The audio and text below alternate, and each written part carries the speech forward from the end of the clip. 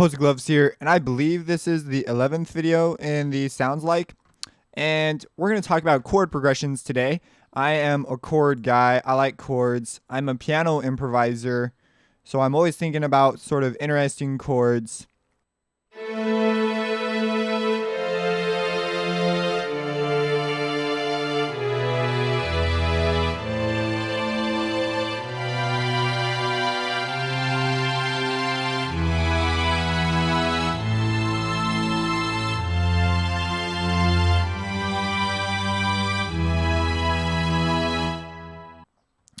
To play, and we're gonna stick with just basic, well, not basic chords. We're gonna stick with just long tones instead of spreading things out. So I'm gonna load up a contact just because I want some nice sounds to play chords with, and I like using we could use a piano. We're gonna use a string ensemble.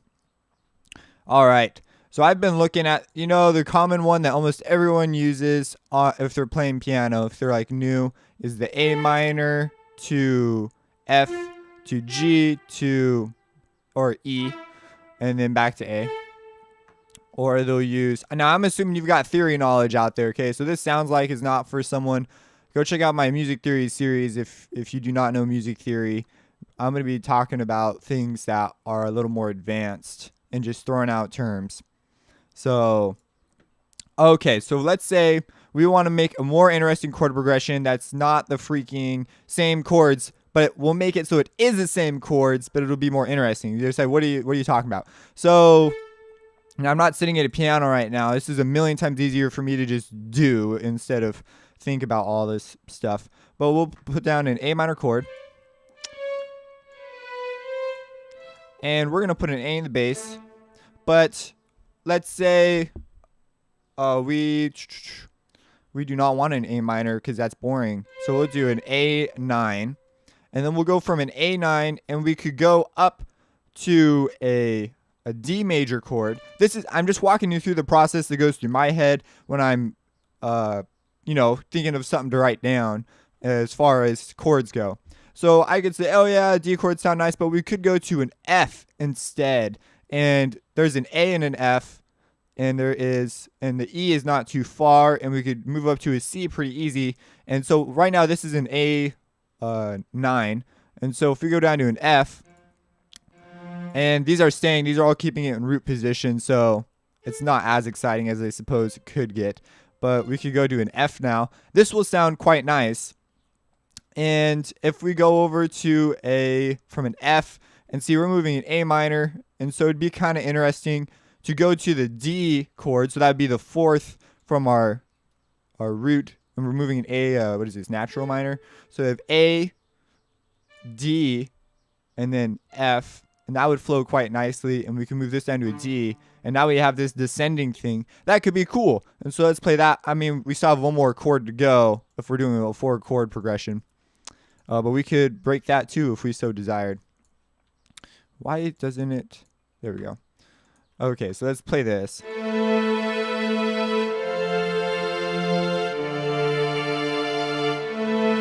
So, as you can see, that sounds nice, but let's say that is still too boring. We want to make it more interesting. So, we could get even crazier, and we could add, so this is an F, we could add this in an E flat.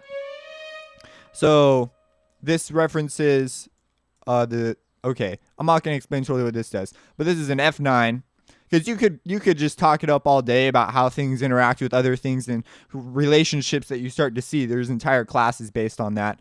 But we're going to put in an F9 chord, and from the F9 we're going to move to a D minor and just see how that sounds. And you see you get that tension and release, and we have our chromatic movement now. But again, these are things that I kind of see after the fact. Well, I kind of see them before the fact. I don't know. It's a complicated business. So once you've got this, we have a few choices here. We could resolve. So when you want to go back to your note, you could go to, so we want to get back to A, right? That's our goal, because that will create the release. So we need something that creates that last bit of tension in this last spot. And so you could go to the 7 chord that naturally falls. So it would be G, but then instead of making it minor, we can make it major because we did some weird things over here with the F7. We're sort of referencing another key because D sharp is not in the original key. And so that would make that move a little more acceptable to the ear. Or you could go to a E, which would be the natural. It would also go up though. And so that may not be something we want to do. We could end with the E in the last position, and that would make it sound, because that's the 5 to 1 thing. So you go from 1 to 5, 5 to 1, and that just sounds the most complete. And we could even make the 5. So let's go with the E, because that's just typically what you do. But we're going to make the bass, we're going to put it in, what is this? First, third inversion? It's an inversion, okay? Let's see, E. Yeah, this is a second inversion when you have the B in the bass. So we're going to put down an E, and we're going to put down an, let's see here. We got a B, a G sharp, and a B. So this is our typical chord, but as you can see, it does not fit quite nicely with this because these guys are moving around in inversions. So except for we're keeping them in the bass because our basses are consistent. We could change the bass around and it could get really crazy. But let's say, and we want to add in the 7 because that'll create a lot of tension. So we can do this. And now we have an E7, or this, not that. This is an E7. And so we're going to move the D up. If you're not used to thinking in inversions, like when I'm sitting at a piano, I used to practice inversions all day long until I just eventually saw them when I was playing. So we have in order, if you don't think like that, so we come up with our interesting chord that seems to make sense tonally if we're not playing it out, because some people just play out their notes and they get chord progressions. But if we're deliberately going for something that's kind of like more dramatic and academically pursued, then we could just look at the bottom here and we could just change the inversion till it gets to a similar thing that's going on over here. So we go to a D. Then we could bring our E up because our E is like way out of place. And now you notice we've got a chromatic shift and another chromatic shift down, and this B looks fine. And when you have two of these, and we know that it's a fifth relationship to our tonic, you know that's just going to resolve real nice. The only thing that I can't really say for sure how it's going to sound is the B in the bass. It should sound fine because it's in the chord. It's just going to be a different sound. It would sound really natural. This is if you're building a typical progression.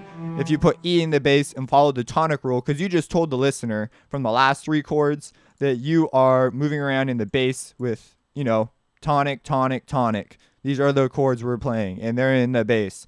And then you have this last chord, and you're going to go, whoa, you're playing the fifth in the bass. What the heck are you doing? So the listener might be like, what the crap? But that might be something cool that would set you apart from, other pieces, because that's just typically what happens. Okay, so let's just play this through.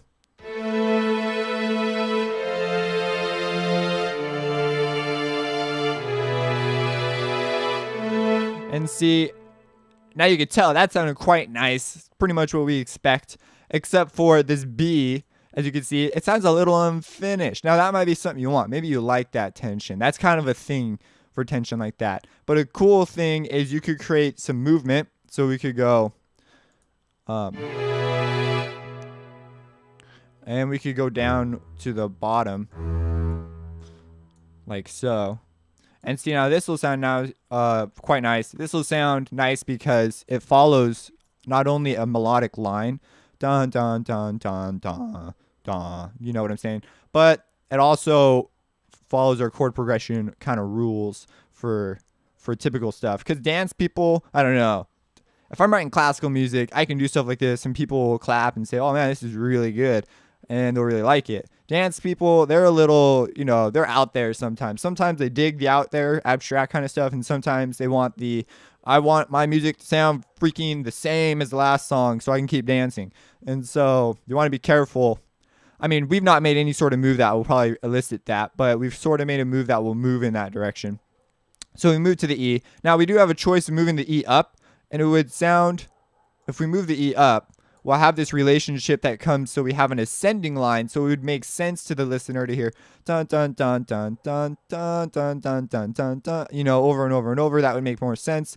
I mean, granted, we won't stick with the same chord progression the whole time, but if we go all the way down, dun dun dun dun dun dun, if we're gonna do that, then it would make more sense to put another chord progression with an A down in the bass, and we'll use the same chords, but get this, now we'll start a rising chord progression. I didn't intend to do this, but it's coming, the inspiration.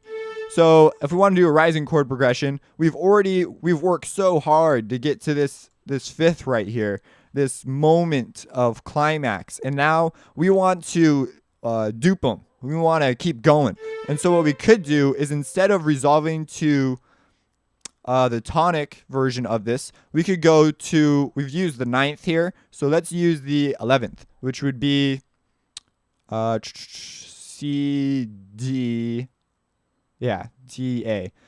So we're going to put a C down, and we're going to use an inversion. We're going to start moving up. So there'll be I'm going to stop there. It won't be a good place to stop as far as the music's concerned, but you'll get my drift on kind of man, I've been stuttering a lot. You'll get the drift on my process. So we have C, E, and A, but we want D. And this A is actually kind of far up there. I'm not so sure about such a large space, but we'll see. Yeah, it's okay. And don't be duped. When I say far, I'm talking about interval wise. I mean, like, yeah, there's a space here, but don't be duped by it, okay? Because when you're writing down music and you're just looking at music, it's all about how it sounds. It's not about how it looks. No one gives a crap how it looks. But so when I say things like that, I'm talking about how it sounds, even though it's like a look. So now that we've gone here, we can go to another chord. Let's go to a D. I mean, not a D, a G chord.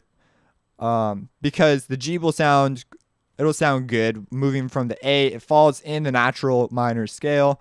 So we'll go a D, we'll go down, G, but we're going to move this guy up to a B. So we have this relationship of everything shifting up, and there seems to be a preservation of this gap right here from here to here and here to here. So it would sound kind of nice. And we're going to put the B, because now we're getting more tensious. We're about building tension now, but staying tonally in our center. And you know what? For this B chord, in order to fill up the space, we're going to put a 7 in. And so that would be F in this scenario. So we have... And oh yeah, we're going places now. And what would resolve nice to a... we need to move from the G, and a C major happens to be an A. It's a spot I quite like to stop in when I'm moving in A minor. And so let's make a pit stop by C major.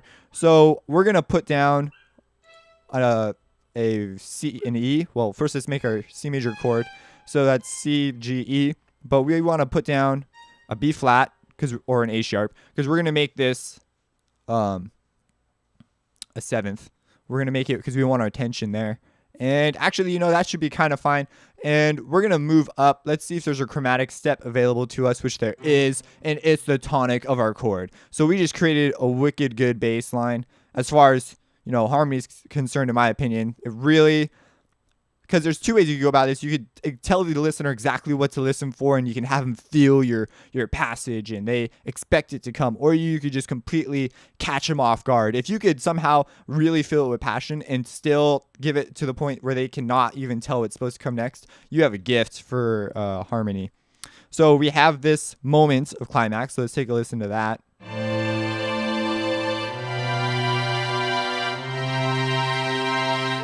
Now, you might be saying, well, that's way too major for me. I don't dig the major thing. And I'll be like, oh, okay. I mean, whatever. We could try a few other things. If you're not about that major life.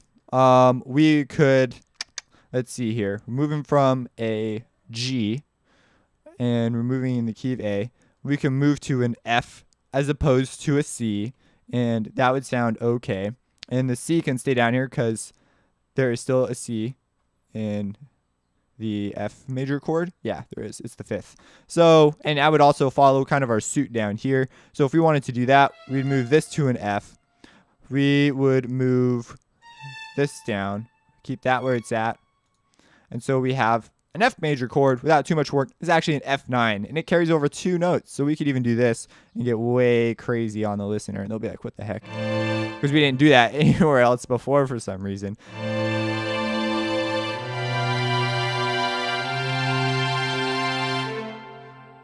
And then our last chord, maybe you like that more. You could just make your chords minor, see if you like that more. You see quite a bit more attention. And the bass, I've got to say though, the bass plays a huge role. If we were to move this to an F, check it out. It totally changes like the tonal quality. But we're moving back to our E. We're going to jump up to an E. And we're going to even have an extra bass note come in. So like extra done, like extra bass. And we're going to have it resolve down to an A. And at this point, we will call our thing done down to a really low A. I don't even know if there's notes down here. Oh, there are. Ooh, that's going to sound cool. Okay. And then, so we have an E. And we know I kind of gave it away. We want to move to an E chord, right? So let's do that. But let's make it like the most obnoxious E chord within reason. If that's kind of like an oxymoron, but whatever. E, we're going to go with G sharp. And we're going to go with B. We're going to make it a 9. So we're going to add an F sharp. And we're going to make it a 7. So we're going to add a D. And then we're going to move this up. So we're going to take our 7th, move it to the tonic, which will, ooh, you know what? We could do a chromatic slide like that. That would sound kind of cool. Okay, let's see what that sounds like.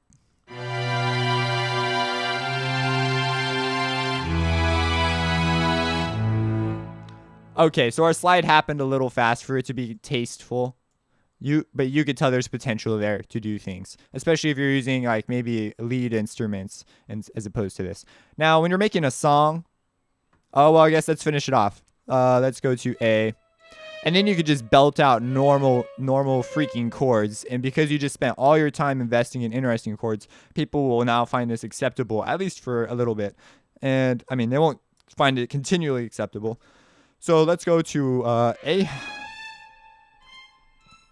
And granted, we're using up a lot of, we moved up. So we're using a lot of space octave-wise. And not all instruments have this kind of flexibility. So, yeah, just so you know, if you get limited by something. Maybe you're using a synth, so you just don't care. So we have A, and we'll go to F. And then we'll go to G. And we'll go to the 5th again. Now, we've kind of overused the 5th at this point. So, if I were making this, I may reconsider using the 5th in other places. I may replace the 5th over here somewhere. And just try and create moments of tension that are different. I may utilize the G chord a bit more. Simply because we've used the E a lot. And so, we just took a typical one. So, A to F. And we're going to stay in the bass because we're staying normal. To G, to E, that's right. And that should call it good. So let's listen to that.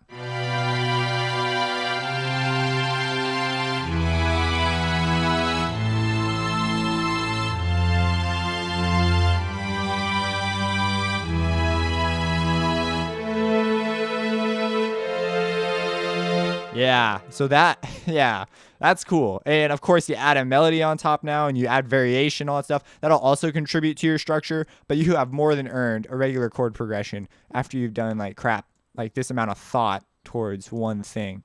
And so that's how the chords work. The bass is really important. It determines your inversion. Yeah, if this went like completely over your head and I told you to go watch that other series, but you still watch this one anyways, I hope you learned something. I hope you go watch that other series so that you can know more about how to do this stuff, because it's really a truly powerful tool to have in your toolkit. being able to do this, because most producers out there don't know. They don't know how to do things like this. They don't know how to think about harmonies. They sit down at the keyboard and everyone goes, man, I go off feel. And you know what I can say? I can say, dude, I go off feel too, but I also know what I'm freaking doing when I do it. It's like the people who are, I actually ran into this at college. People were scared to learn music theory because they felt like it would hinder their freedom to play the instrument. And it was kind of weird, but afterwards, like, I didn't get it, because I started learning music theory as desperately as I could so I could do more complicated things. And it was kind of weird because afterwards they're like, man, I don't know why. Because all music theory does is gives you options, suggestions, ways of moving about things. But you don't have to listen to any of them. If you ever listen to me improvise on piano when I'm just sitting in a room by myself, I'm going to do the most obnoxious, weird, freaking crap ever. Because Chopin be dropping down like weird chromatic jumps in places no one else would think to put them. And just things like that. So yeah, it's really interesting. So if you have any questions, again, drop them in the comments. Subscribe if you enjoy these videos. If you have seen a donkey today, you should drop that in the comments and say, dude, I saw a donkey today, and let the whole world know. And have a blessed day.